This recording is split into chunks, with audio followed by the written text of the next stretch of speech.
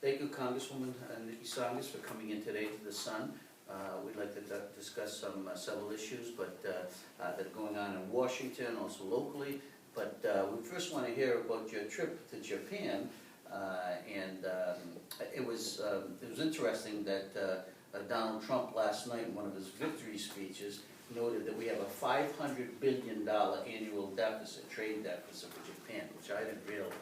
So was he right? maybe you. I don't know. I was shocked. Yeah, but first of all, let's hear about your trip and what it's what did you hope to accomplish going there? I know there was some personal things also involved with that. Well, as you know, my father was a career officer in the Air Force, and in my high school years was stationed in Tokyo, Japan. So it was not too long after the end of World War II. It was 1960 to 1964, and I hadn't been back since. So you all can do the math. But nevertheless, I spent my 4 high school years there, and I've always had an interest in the country as a result. But this opportunity came up as part of something called the Congressional Study Group. It's an organization, a nonprofit organization that puts together a trip to Japan every year in order to foster conversation between members of our Congress and members of their Diet, which is their parliament, essentially their parliament. And as I learned about this, I sought out an opportunity to be part of it for a whole host of reasons. Obviously, I had an interest in seeing the country many years later, but really it was more about better understanding our relationship on a number of fronts. As a member of the Armed Services Committee, Japan is an important ally in how we protect our country, and especially as we're pivoting to Asia, and given its proximity to North Korea, its relationship with China and proximity to China. We've had basing rights there ever since World War II, and to just sort of better understand all those issues around that. And then also, I've become very familiar with a number of companies in this district that are Japanese owned. They were originally, U.S. companies that in time have been acquired by Japanese interests. And so I was curious about sort of the economics of that. And this trip actually sort of combined all those elements very well. We went to Okinawa, which is an island off the south coast of Japan, the Japanese islands, much closer to North Korea. We have a very significant basing presence there. In fact, it's host to about 25,000 of our service members, and in terms of geography, occupies a lot of. How are entirely welcome there? And there is a debate around our presence there. And we met with the governors, the current governor, who is opposed to our basing rights there. We met with previous governors who have different opinions about it. Obviously, those bases have a huge economic impact on the island of Okinawa. But what we also learned was that some of these issues really are more about Okinawa's relationship with the government in Tokyo. So we have a strong relationship. Most of our relationship is generally through the government in Tokyo, and the basing rights are negotiated through that relationship. But Okinawa itself has a long history in its relationship with Japan, and some of this is reflected in their feelings about our bases. So there was that issue, and there's in particular an issue around a base that was put in place many years ago, and the community has grown around it. So it's like putting a major airstrip in the center of Lowell, and it's a real irritant to the community, although there was just recently a city election. The city is Inawan City, in which the mayor, who was reelected, but in whatever case, he is supportive of the military presence in Okinawa, as much as he is looking to relocate this particular airstrip because it is such a challenge to the way in which the city functions on a daily basis. You have to drive around it to get from one side of the city to the other. So there's a diverse set of opinions, but in the end, our government has really tasked the government in Japan to resolve this issue in order to relocate this particular airstrip. There are other bases as well that perform an important function, and we have we work together with the military, the Japanese military, which is very sophisticated, very able. They have one of the best navies in the world, We work very well together to best defend Japan, because we have a treaty agreement that says we will defend Japan, even as Japan is now looking to, and they recently have started that discussion around broadening what their military can do in the interest of defending their country. Is that, after World War II, they basically signed a pact that they couldn't rearm, and is that still in place, or is that the debate that's going on now? That is pretty much in place, but that's they're sort of taking a look at the language and redefining it. And it has fostered a debate in the country because it has developed a more pacifist tradition, and not everybody is in favor of changing that tradition. I was there when our role was basically there to constrain Japan. We'd suffered through a horrific war. My father actually was at Pearl Harbor when it was bombed. So we had suffered through a horrific war, and our military presence at the time was essentially to constrain the Japanese military, also as we were there to reassure them that, because they are in a dangerous part of the world, the proximity of Russia, the proximity of China, and they're not a very large, they don't have a very large land mass, so they feel very vulnerable given the many histories over time.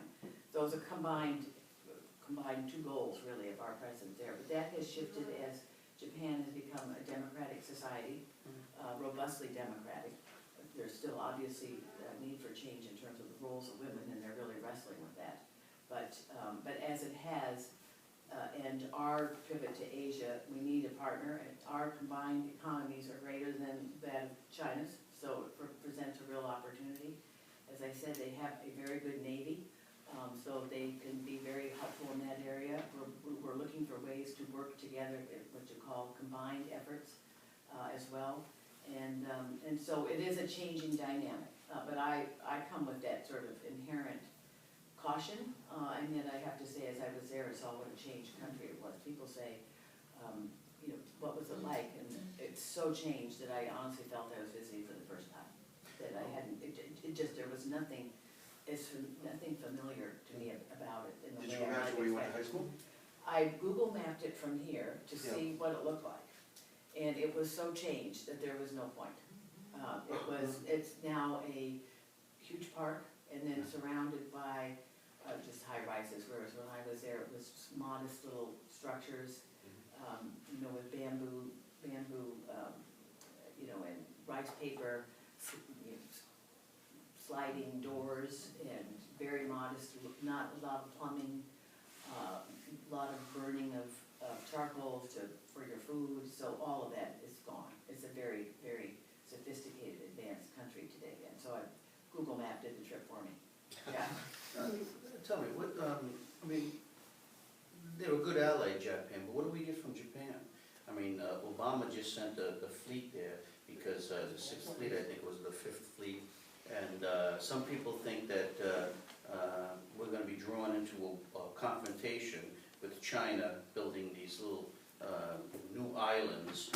Maybe they're going to build all the way to Okinawa, and those people can just get rid of the U.S. base and let the Chinese come walking right in. So is it good for us? Should we encourage Japan to rearm and maybe to defend themselves and help us in that part of the world? Because even Australia now is concerned about what's taking part in that part of the world. Taiwan, which has had some tensions with mainland China in the past. So it seems like that's going to be, if it isn't already, a big hot spot, and that America is already being somewhat drawn into that area because diplomacy is not doing anything. Well, first of all, Japan pays for most of our military presence there. I have to get the number, but the cost of our presence there is largely covered by the Japanese government. So this is by no means a free ride economically. And the cost to us of not being there and having to defend our interests from, say, Hawaii or the west coast of our country would be far greater.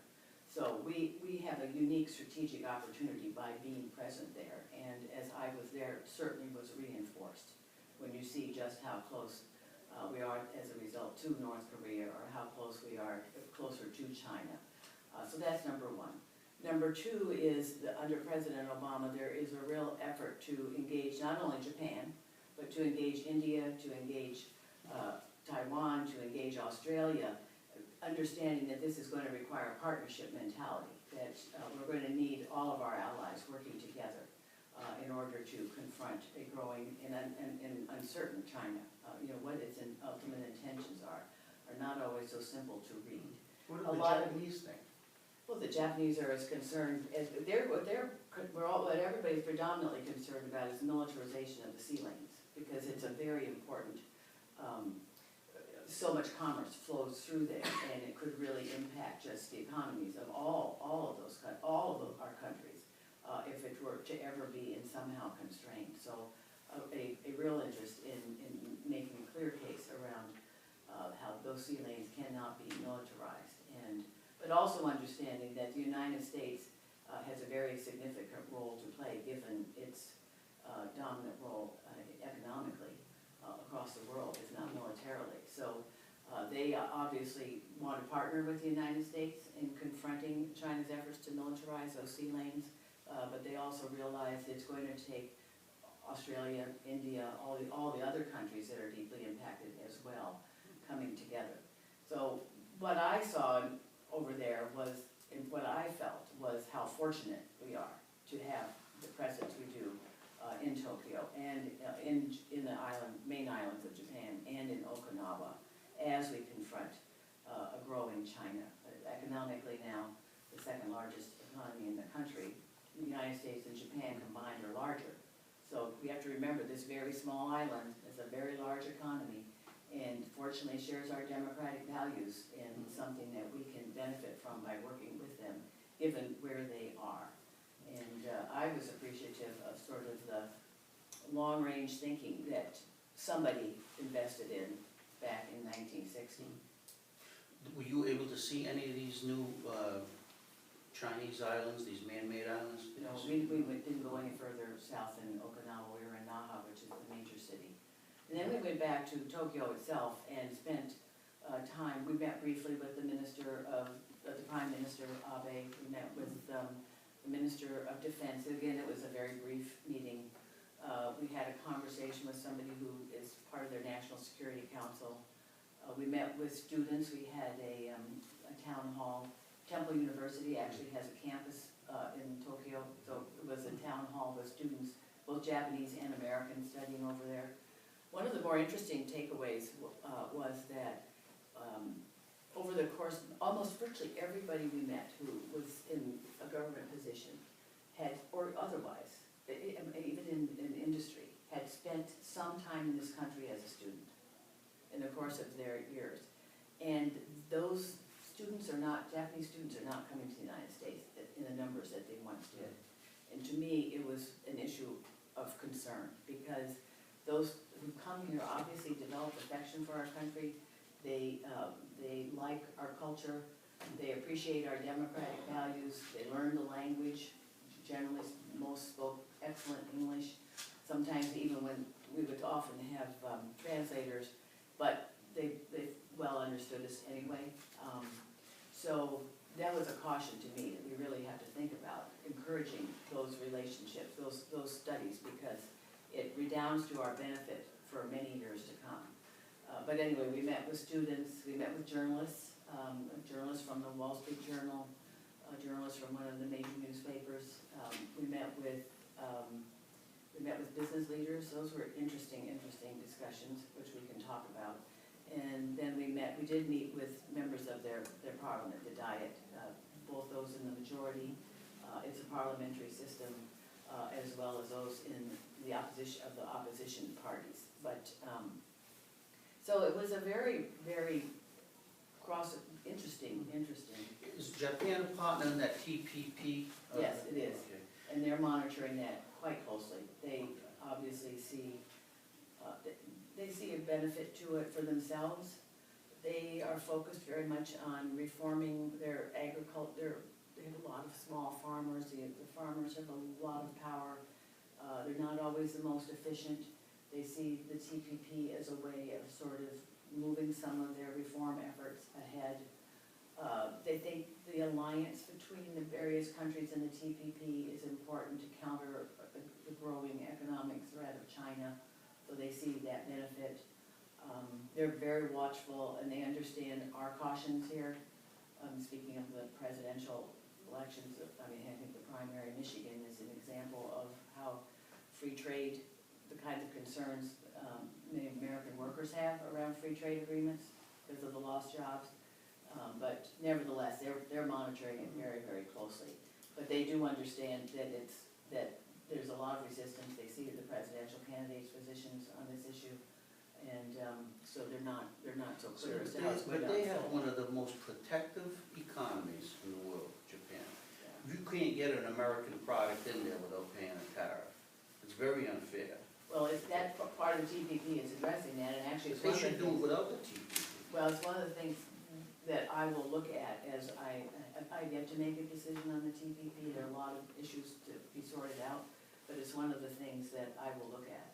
But I should go to our meeting with, we did have a couple of meetings with business leaders, and one was with leaders from Toyota, Mitsubishi, Hitachi, some of the all the larger major corporations. And what they're wrestling with is a steep decline in population. Both it's becoming an ever older country, about 60% of its population is 60 years or older. And then slow birth rates, not a lot of children being produced. And so they have a precipitously declining domestic market.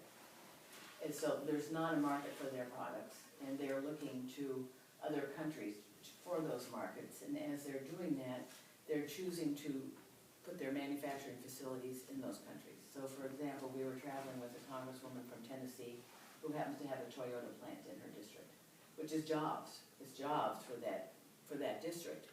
But it's also because, so for example, I think Toyota said they were in Australia. They're going where their market is because they understand that's where they're going to be selling their product and maintaining their revenue stream. And which was sort of an interesting takeaway. And then the other issue, I asked about innovation. I said, do you have the sort of mentality we have here, which is a public-private partnership, where the federal government understands it has a limited role to play, but a role nevertheless. So, for example, the research and development tax credit is really designed to make it easier for companies to invest in research and development. And I was just yesterday at Boston Scientific, and how much of their profits go right back into research and development because they're constantly producing new products. Or, for example, something called the Small Business Innovation Research legislation that I helped to reauthorize in the last round. I said, that's money that the federal government sets aside across every agency to help fund emergent technologies because they're not yet eligible for venture capital. So, but they need something to help fuel, invest in that new technology. And they said, and then I even cited, for example, Massachusetts has, and I learned about this in Lawrence, they have grants, we have grants here in the Commonwealth to help train manufacturing facilities in lean manufacturing. It's a costly undertaking. It could cost you a couple $100,000 as a company to really get smart about lean manufacturing. And a lot of companies just don't have that to do. So the Commonwealth has grants. And no, they don't have that partnership. So I said, well, then how do you innovate? Well, they buy American companies. Or they go elsewhere and they buy American companies. So, and I've seen that in this district. I've seen it in the biopharmaceutical world, in the plastics engineering world. I'm trying to think where else, but across all different kinds of sectors where medical device world, where they've bought companies because they have these innovative products. I said, well, how does the culture of the American company kind of blend with the Japanese company? They said, not well. They have their sort of an in-house philosophy in Japan of NIH, not invented here. And so the talent, the research element in the Japanese company is not always so open to what we're doing. So obviously there are a lot of issues. We should never presume this is simple. But the fact that they are a democratic country in a rough part of the world that we are ever more focused on means that we have to work this relationship very hard. And they are watching our presidential elections very carefully. You touched earlier on the Michigan result. You were linking it, I think, to the trade pacts. Well, I just Could saw some- that, I Could think you it's a elaborate on possibility. that? Well, I think that it was a strong focus of Mr. Sanders' Right, okay. campaign. I just And- wanted to hear you say that. So, Yeah, I think could you it's a talk very about strong focus, Yeah. and obviously it resonated with, with the electorate there.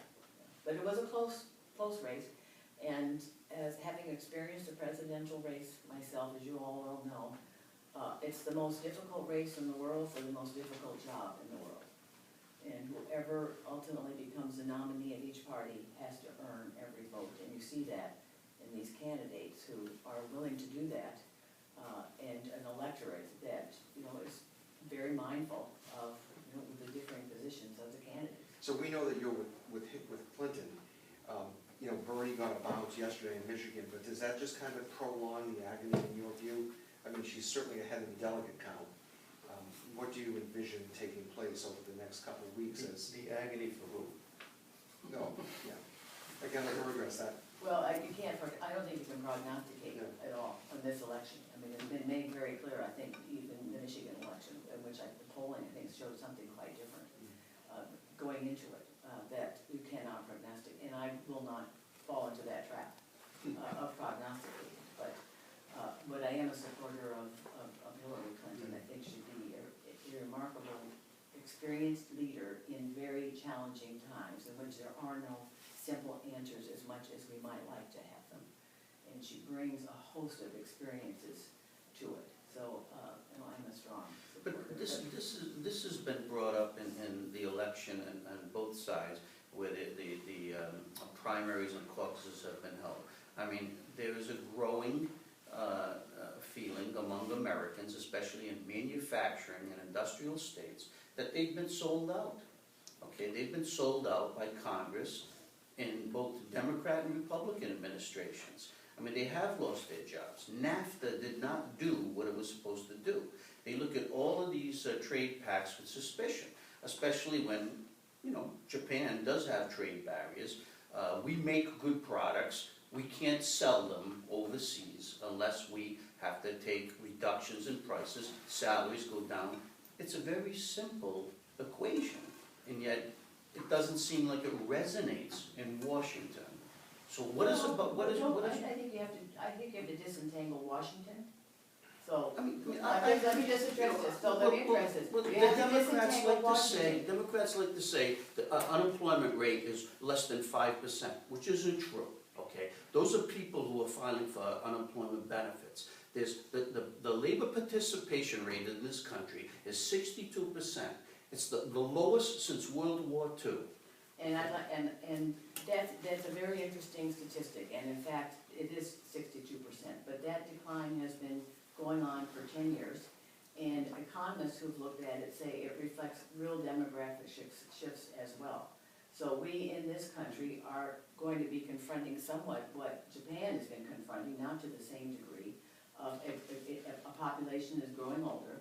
As the baby boomers are coming in, are getting to their retirement years, they are leaving the workplace, have been planning to do so and are doing so. So part of that decline in the participation rate reflects those numbers, which are going to be significant over time.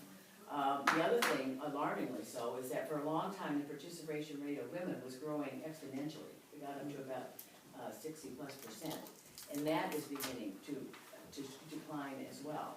And I think one of the reasons for that could be twofold. Many of the women who have made their way into the workplace are working in minimum wage jobs.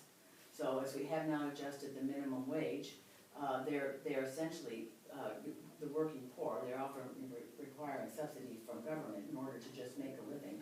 And the other thing is, often given the high cost of childcare, it goes solely into paying for childcare. And so at some point, it becomes, am I going to work full time just to pay for childcare? So we have some real issues that we have to deal with on that front as well. So yes, the participation rate is slightly down, but nevertheless, we can't we can't presume it doesn't reflect some of these demographic realities as well. And things, and causes for concern that we need to deal with structurally as well, not just to presume it's about the availability of jobs. There has been 14 million jobs plus added during the Obama administration. And the issue of manufacturing is a real one. There's no denying that that's the case. We're a district rooted in manufacturing. It's who we are as a people. And yet, as I go around, you see growth in those sectors. But it is in advanced manufacturing. It does require a higher order of skills.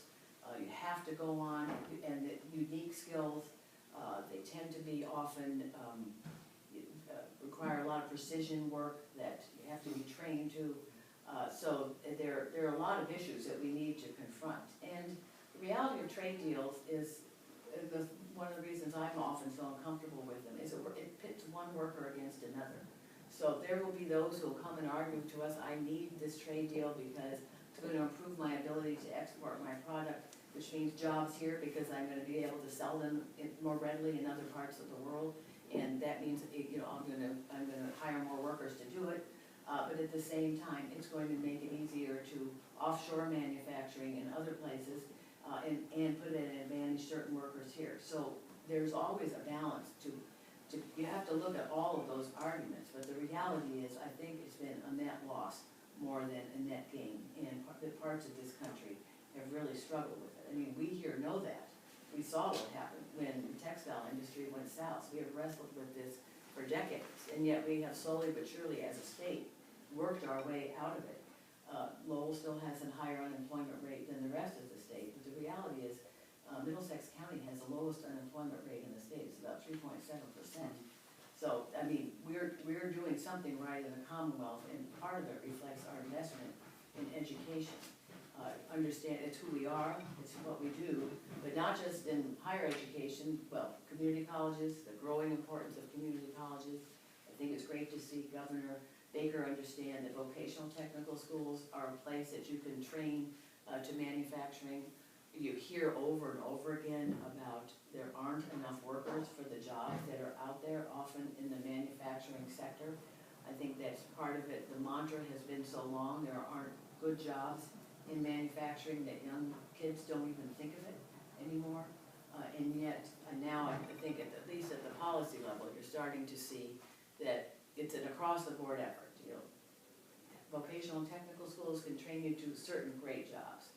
Some need to go on to community colleges to move you into another level of job. And then some need to go on to higher ed 4 years, and then maybe some more. So but a lot of it, it has a manufacturing focus. So whether it's making the product or developing the product or all the R&D that has to take place in between in order to constantly recreate. Because that's the world we live in, the need to constantly recreate. And that's why we do so well, because we've educated our young people and our not so young people to do that. So Ford is building a $5 billion plant right across the river from the Rio Grande, and you're going to be able to see it from Texas, okay? A Ford plant. So can Americans go across the border and work in that Ford plant? Do you think they'll be allowed to do that? They do it when I visited the border right after I was elected, the cross-border travel was two ways. It was two ways, and I can't say presume, but I certainly know there won't be an impediment. Just to transitioning across the border, that itself will not be an issue at all. We'll see if Mexico lets them in to work in the Ford plant. There's gonna be a big wall. It's not going to go on. Very good.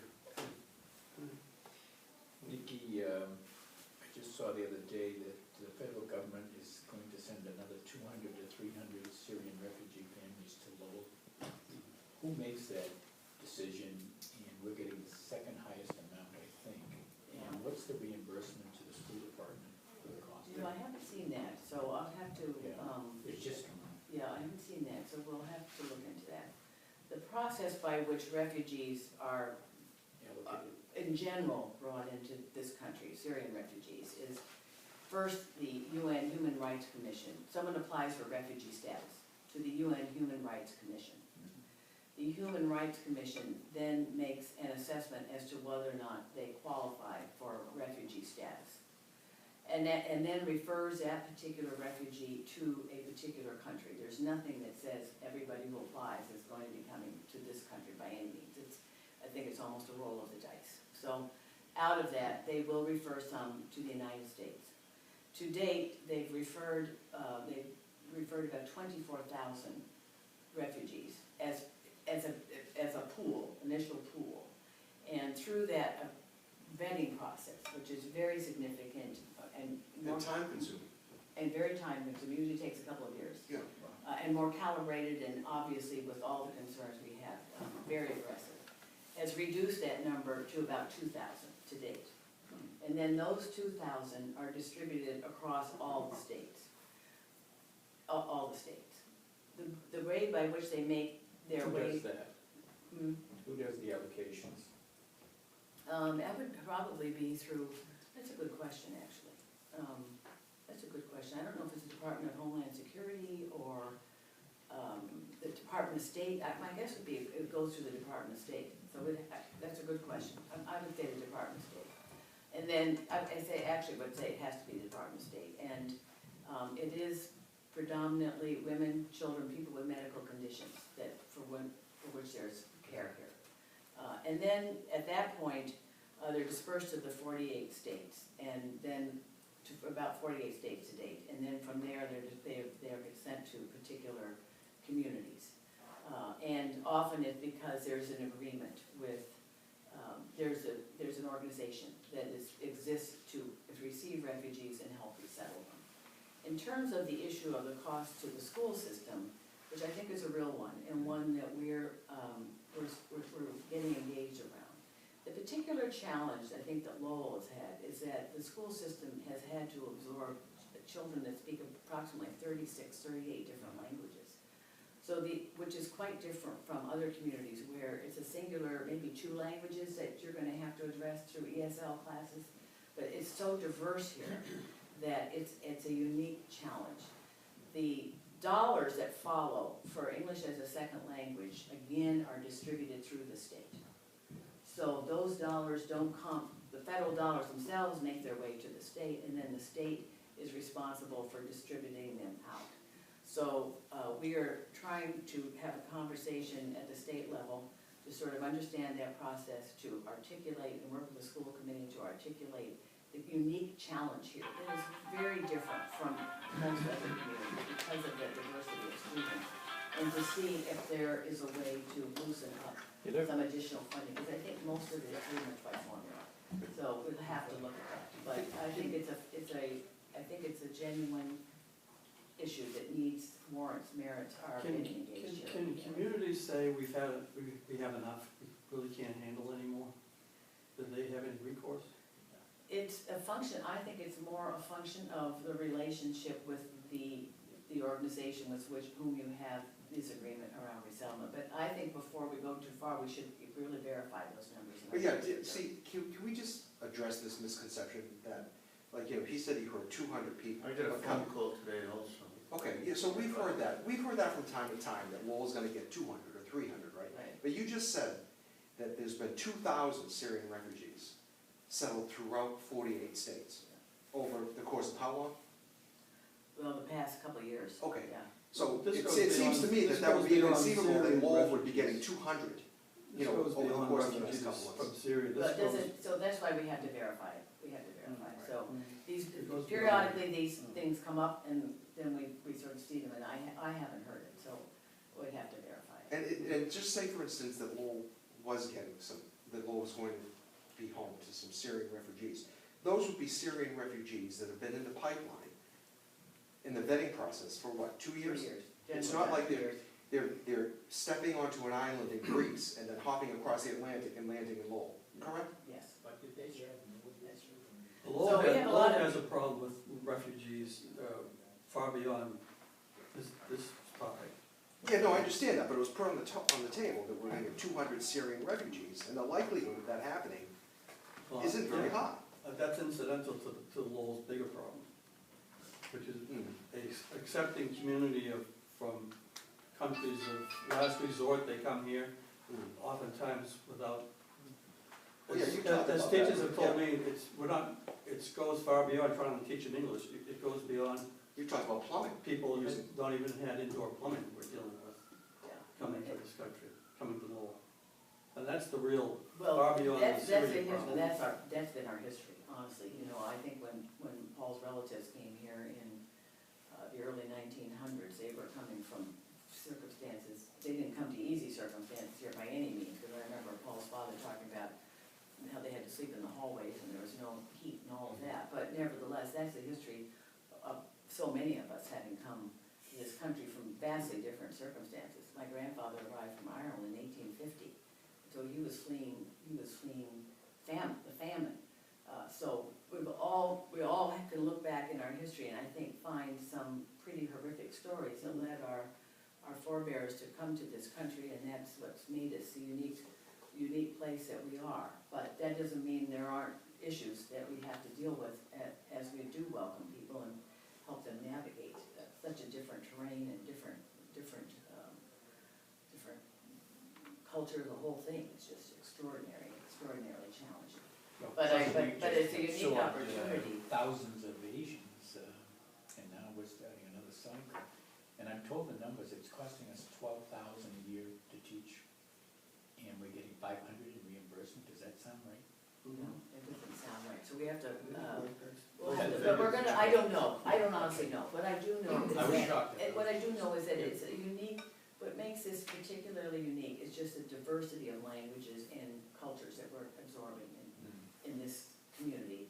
And it warrants our trying to bring more resources to it.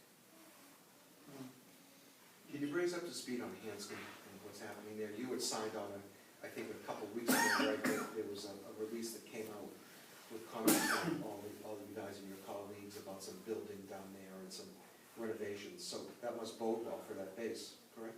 It bodes very well. You know, I give the state credit for putting together the task force that did it under Deval Patrick, and Charlie Baker has embraced it. We understand that this is really an effort to fortify our bases in the event that we have what's called a base realignment and closure process, because we do have an abundance of bases across this country. And as the Defense Department is wrestling with constrained resources, would like to close down some of them. And we have not yet authorized that. In the meantime, we know that it could well come, so we've moved sort of to position our bases. And the reason it's been particularly complicated is because these bases are not routine bases. They're research and development, they invest in new technologies. Natick Soldier Systems does so much about protecting the soldier, it's unbelievable. And in moving ahead on new technologies. And Hanscom has a highly sophisticated sort of portfolio of things that it does. And so we wanted to kind of help position these bases, help the services understand what they do, because often the leaders don't. So over the course, as I've been in office, we've invited the Chief of Staff of the Air Force who came. We invited just last year, the Secretary of the Air Force came, the previous Secretary of the Air Force came, and so we have worked at this. The Chief of Staff of the Army went to Natick. So we have really worked at just sort of highlighting what these bases do and sort of make it better understood what they do. Also, Hanscom is a location for something called MIT Lincoln Labs. This is a federally funded research facility that is remarkable for its innovation and its research. And it needs 2 new labs, 2 new buildings. And finally, the Air Force committed to, and so we've worked that. Every time the Air Force Secretary has come, we've taken them to MIT Lincoln Lab to show them what they do, as well as what everything Hanscom does. And the Air Force finally came through, which is very significant, with $40 million for the design, and then they've committed to $225 million to build out 1 building. More will follow for the 2nd building. So what that reflects is a recognition that, and the argument we always make, is that these things can't happen anywhere else. It's a unique ecosystem of that federally funded research facility, the university world, the business world, the Raytheons, all the small businesses that are invested in in defending our country. It's that ecosystem in concert with the base that allows for this. You couldn't just plunk it in the middle of the country and have the same thing happen. And so I think as they're coming here, they're beginning to see this. We also were working hard to add another mission, that's what they call the language, at Hanscom, which is sort of a subset of what they have to do. And one of the issues that's becoming more compelling, necessary to look at, is the communication between our nuclear arsenal. So what's in the air, what's on the land, and what's at sea. And it's called nuclear command, control, and communicate, so that you never have an accident. You never have something happen accidentally. And that needs to be re-looked at. And so we have really been pushing Hanscom as a logical place to put that new effort. And they just made a decision to locate it at Hanscom. NC3PEO is called. The PEO means Program, I've had to learn all this stuff. Program Executive Officer. Where is it located now? Excuse me. They're just kind of assembling it. Oh, They're just kind of assembling it. So they recognized that they needed to sort of, I think, bring it all under one umbrella. okay. That's basically it. Bring it all under one umbrella, modernize it, and so they just made a decision to locate it in Hanscom, which means about 40 people, but more importantly, it means the tentacles that go out into the private sector because of all the technology that will be related to that. And MITRE Corporation is another federally funded research facility that's in Bedford, that is a hotbed of all that kind of thinking. And so MITRE becomes a very important partner to all of this as well. So, Can you hook us up with the contact person on that nuclear? yeah, we'll do it at someone at Hanscom. Yeah. So those two things together, I think really are like, it shows we're really solidly positioning Hanscom down the road, should we ever have a wreck. That this is just such a unique installation for what happens there. And Natick hasn't been quite as oblique. It's been easier to understand what Natick does. Yeah. I think, well, all my work on body armor for women and lightening the load, much of that takes place at Natick. So they've developed body armor for women. They've been in the forefront of developing body armor for women. Actually, as combat-related positions have been open to women, Natick has been tasked with analyzing gender-neutral standards, creating gender-neutral standards for what you had to be able to achieve physically in order to be eligible for a combat-related position. So we went there and had all these sensors on people who were going through the motions of what you would do in combat, so they could measure sort of what the baseline was for being as safe as possible, as adept as possible. And so they're helping to create the gender-neutral standards for anybody who's going to compete for a combat-related position. Isn't it time that women register for the draft at 18 I years? actually think so. I do. I support it. I do.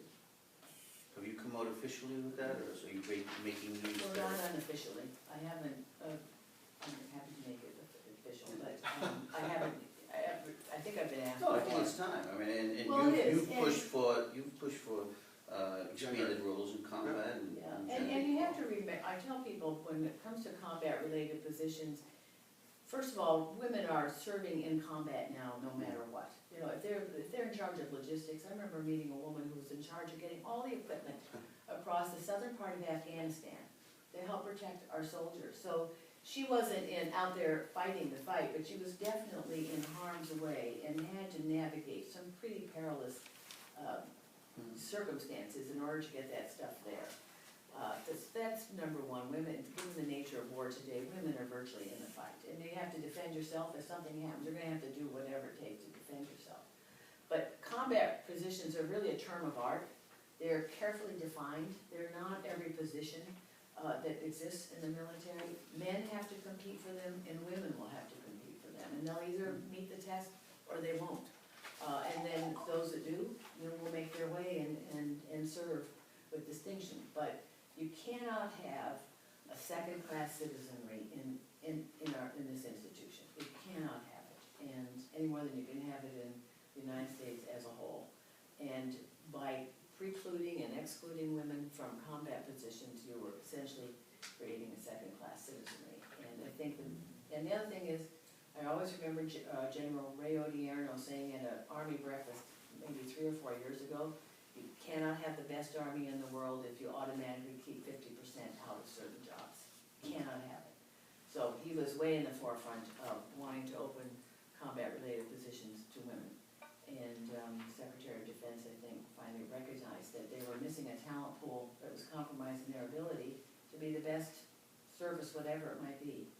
And when I was in Japan, I asked the question of the Minister of Defense about their opening up positions to women. And he conceded they were slow, as they've been slow in general, but he said they did have some women pilots. Women have been piloting aircraft in the Air Force for a long time. I can remember going to the Army War College in Montgomery, the Air Force War College in Montgomery, Alabama, and meeting a pilot of one of our, I don't know, one of our great jets, and she was about that big. You know, it doesn't take size to be a great pilot. What about women serving in those special, like, SEAL roles? You know, there's been disagreement over that. Yeah, I think they're gonna open all of them and just see, they're gonna have to compete and show that they can do it. Some services are a little more resistant to the others than the others. I think the Army sees it as, if you can meet the test and do that particular job, you will serve well. Other services have focused more on the sort of unit psychology and worry a little more about women sort of disrupting that psychology, but I don't know that that's gonna carry the day. Just talk briefly about this, I have one more question.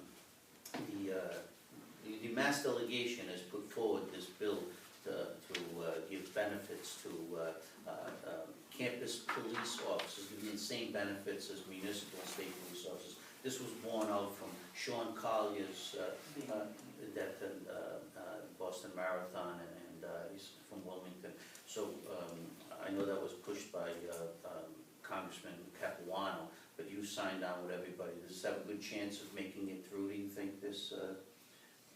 I mean, it seems only logical. Why they? I don't, there are so many pieces of good legislation out there that never see the time of day, because so much of what happens in Congress is determined by the majority, and the majority really decides which legislation is going to even be heard by a committee. And then as it makes its way through the committee, it decides, it really carries the day on what kind of amendments can or cannot be offered and what the numbers will be around it. And then it also, even if it gets through a committee, the majority makes a case about bringing it to the floor of the House and decides what kind of amendments will be around that. So it will really be up to our colleagues across the aisle to make a decision that this warrants being heard and having a vote. I don't know that there will be opposition to it, but I think it was a worthy piece of legislation. And this is basically death benefits, right? That's essentially what it is. Yeah. Essentially what it is. How about your thoughts on the presidential election? Just She's not overall. going down. No, just but I mean, let's face it, no one's ever seen anything like this on both sides of the aisle, okay? But in general, your thoughts about what's taking place, across America, and will it continue right up until this thing is decided?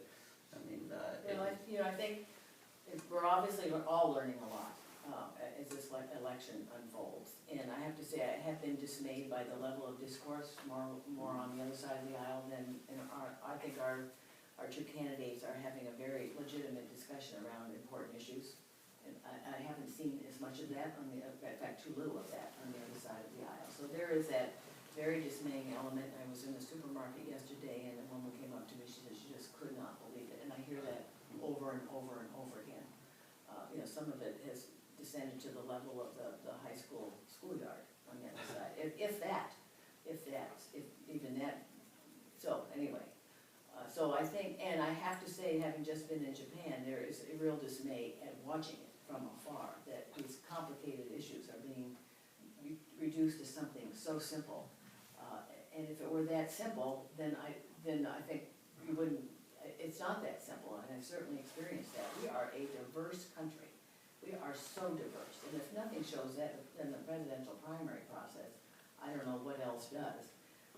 And we bring all the diversity to the floor of the House, and we have those debates, and sometimes we win and sometimes we don't. But in the end, what does pass is things reflect a compromise. That reflect some things from one side and some things from the other that we can can all agree with and move ahead. And so the separation of powers is not, it's something that will play itself out, and you can declare you're gonna do this, that, or the other thing, but it is not that simple. I have to say, I made a visit to a mosque, I think I told you about this. There's a mosque in Methuen, it's been there about 20 years, yeah. Quiet little facility, that lives in a very sort of nice, but not This is easy. the one on Oakland Ave, right? Yeah, I think it's Oakland Ave, Yeah. yeah. And I met with some of the leaders, and one of them was just saying how tough it has been for his daughter to turn television on. That she is terrified by some of the language that she hears. And so he doesn't turn on TV anymore. He tries to be reassuring. And he said, and he came from Canada, I don't know many, and these are people, one man was there, he's been the tailor. His business is in downtown Andover. It's been there for years. I think half the city community probably goes there. Another gentleman worked for Phillips, the company in Andover, an engineer. And the other gentleman, I'm not quite sure what he was doing, what he did, but he had come from Canada. His family had come from Canada a good while ago. So he was thinking of going back because it's been so terrifying. And the gentleman who was sitting at my other side said, no, stay. He said, I have great faith in the separation of powers. These things will never happen the way, we're hearing some presidential candidates. The process will work its way, and American values mean something. And it was something to hear that from somebody who could feel so under attack at this point, the faith he had in our system of government. But it is what it is, and we reflect that diversity, and the institutions have given each of us a responsibility to go and protect and advocate for our districts and what we believe to be the right thing to do. And even within a district, you're elected by a majority, so sometimes you're only gonna reflect 50–60%. It's great to come from a district where you represent 70–80%, but those aren't very common, maybe too common in some instances, but, so you don't govern by fiat, you simply don't, and that's where our resilience comes from, that we don't, but it's also where some of the frustration comes from, and we're hearing the frustration from people who just feel as if, but there is a legitimate need to think about the growing gap between those that do well and those that are not. That's a real issue, and that's one we have to consider no matter what party we're part of. And no, there's not a simple answer, and it requires a lot of careful thinking going forward. Have you ever met Senator Sanders or Donald Trump? Have you ever met them? I haven't, No? no, I haven't. Just wonder if you had your thoughts on them. Eventually, Senator Sanders, no, I actually haven't. There's not as much, we meet often with senators from our states, or from a region, but Bernie, no, and I think partly because he's been an independent. You're not automatically part of, but I am going, this is making me think though, was invited to go on a Codell to a congressional trip that Senators Stabenow from Michigan and Senator McCaskill are putting together. And we're going to go to Vienna to meet with the IAEA to hear about the implementation of the Iran agreement. Then we're going to go to Jordan to visit and get a feel for the refugee crisis, because they've accepted so many refugees, but also their view of how to confront ISIS. And then we're going to make our way to Israel to get a feel for and hear from the Israeli government on the implementation of the Iran agreement. So we will be making that trip. But, so that's an opportunity when you spend with senators and to get to know them in a different way. Just speaking of elections, looks like you're gonna be unopposed this fall. I don't see anyone. Well, we do, no, we've heard a couple of opponents. One, it was Ann Wofford who ran before, she pulled papers. Oh, she did, okay. Yeah, and there's a libertarian who's pulled papers, Okay. so an independent. So, but we're gearing up to run, Yeah. we're putting a campaign apparatus in place. Okay. It's been an honor to serve this great Yeah. district, and I feel as though I've achieved a lot of seniority. Mhm. It's important to sort of keep keep moving ahead on the Armed Services Committee and on Natural Resources. We just put out a press release to talk about our constituent services, and we brought in almost $1.7 million last year to our constituents. That's just dealing with the IRS, dealing Oh, was this with. the press release that went out this morning? Oh, Yeah, yeah.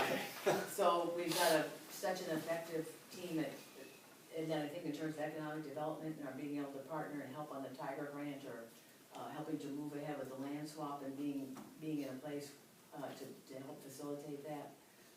Don't want to, I think those are important attributes and have really relished the opportunity on armed services on a whole host of fronts. So whether it's the SBIR program and making sure we continue to bring that funding stream into Massachusetts, receives the second largest number of awards to smaller businesses that are small growth companies. It's not just defense, there's one that went out to the EPA in Marlboro recently. So Littleton, Andover, Lowell, Marlboro, it's all across the district, these dollars go out. And so we're gearing up for reelection. So assuming you're reelected, you know, there's a little bit of talk out there that your next term, which would be, I'd have to do the math, but that that could possibly be your last term. Are you thinking about I think anything, in or are you 2-year just? cycles. Okay. I think in 2-year cycles. When I first got there, I heard the story that when you walk to work and you look when you look up at the Capitol Dome, if you don't get a thrill, it's time to go. So I still get a thrill. You still get a thrill? I still get a thrill. I feel it's one of the best jobs in the world. It's not a simple job. It was never meant to be easy.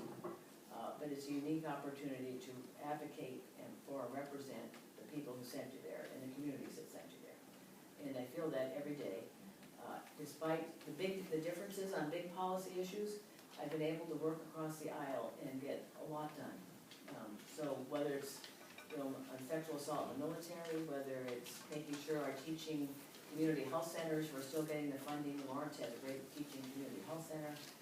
Whether not it's bringing federal dollars into the district, bringing leaders to the district, advocating for our parks and conservation efforts, whatever it may be. It's been an honor to be there, and you can find, I think I found a way, despite the big differences, to moving ahead. Just a quick follow-up, have you noticed a difference in the tenor of the House since the former Speaker left and Ryan has come in? Has anything changed in your view? You know, you've talked earlier about how, in other edit boards, how there were small groups of congressmen and women that basically kind of controlled the show, and they controlled data. So since Ryan has come in, have you noticed any difference there? He has a very different leadership style, and I think he's trying to be more anticipatory of where trouble's going to come from. He's confronting an issue with the budget. So we entered into a budget agreement. We lifted the sequester levels. We created, sort of across the board numbers, advanced spending on the defense side, advanced spending dollar for dollar on the non-defense side. And those were the numbers we were all supposed to work with. Well, you do have a group, and it's been the same group historically, who refuse to abide by those numbers. So his real challenge is going to be whether or not he can actually bring a budget to the floor. And so far, I think it's proving to be tough. So we'll see. We'll see. Yeah, we will see. But there hasn't been a budget in 8 years. Well, no, but 9 this years. is, coming out of, but this is where he wanted to make his mark. Right. This is where he wanted to make his mark and sort of show that things were changing. Now, it'll be interesting to see what the elections hold. A lot of these members are leaving. They've analyzed, there's been some analysis, and a lot of them have made decisions to leave office. Some of them have been the more moderate members of their party. There's a couple that I talk to frequently, and they're just finally are washing their hands of it, and they're going on. Like who? Well, I don't want to give their names. Oh, okay. But they just said, they're just not gonna do this anymore.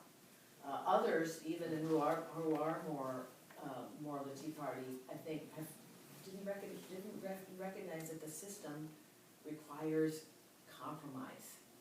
And so they wanna go for a whole another reason. So different people are leaving for different reasons, but the system was meant to challenge us to come together. And absent that coming together, it's very hard on the larger issues to find a way forward. Donald Trump says he's a uniter, so. language, that language is pretty hard to unite behind. Language. We haven't endorsed Donald Trump, but I can't. Thank goodness. I can't, it hasn't done too well. Anyway, well, thank you very much for coming in. Thank Very much. you, it's always good to be here. Appreciate it. Yeah, always good to be here, yeah. Um, We're lucky to have you